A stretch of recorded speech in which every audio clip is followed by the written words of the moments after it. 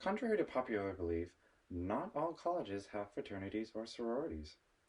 My purpose today is to inform you about the arguments surrounding the continued establishment of fraternities and sororities.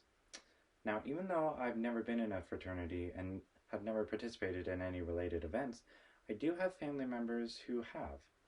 As such, preparing for college meant that I should acquire as much knowledge as I can to be prepared for a big decision.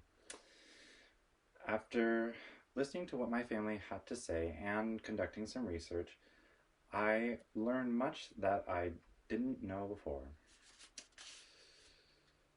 Now, as most of us are seniors in high school and or in college, the call of Greek life can be alluring.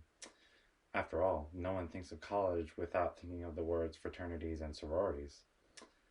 After today, I believe you will gain an adequate amount of knowledge to determine whether fraternities and sororities are a benefit to society or not.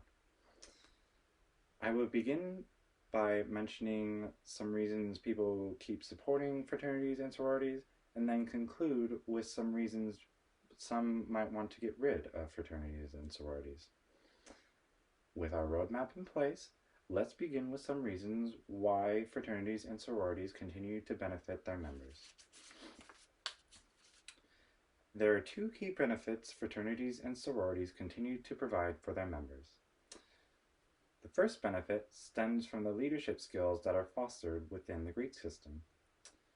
In a 2014 expose in The Atlantic written by established journalist Caitlin Flanagan, she wrote that an astonishing number of CEOs of Fortune 500 companies, congressmen and male senators, and American presidents have belonged to fraternities. In other words, the skills you gain whilst being in a fraternity or sorority can certainly give you a boost into higher levels of leadership. The second benefit stems from the pursuance of higher education and a better outlook on one's health.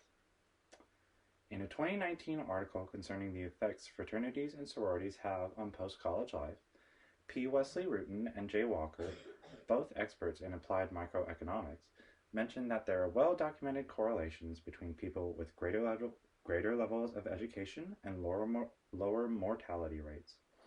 In other words, the amount of campus involvement and networking members of fraternities and sororities do aid in a greater attachment to higher education and subsequently better health outcomes. With the supporting reasons covered, let's look at the reasons why one might want to get rid of fraternities and sororities. There are two main reasons why one might want to get rid of fraternities and sororities. The first reason is a belief that they decrease the overall well-being of college students. In a 2020 letter to the editor of the New York Times, Helen Horowitz, herself a professor of American history and related studies, pointed out that fraternities arose as a way to emphasize debauchery over study, and sororities constantly imposed many stressors that are harmful to the well-being of their members. In other words, fraternities and sororities greatly hinder the study aspect of being in college. The second reason is a belief that they foster a sense of elitism. Robert Herrick, writing for The Hawk at St. Joseph's University, wrote in a 2020 article that in addition to the official dues and fees associated with fraternities and sororities, the informal costs only allow, for the most part, those who can afford it to participate. In other words, it seems to be that only the people who can pay the hefty costs related to fraternities and sororities are the ones consistently becoming members. As you can see, both point of views on the continued establishment of fraternities and sororities are valid. Now, let's review what we've learned today.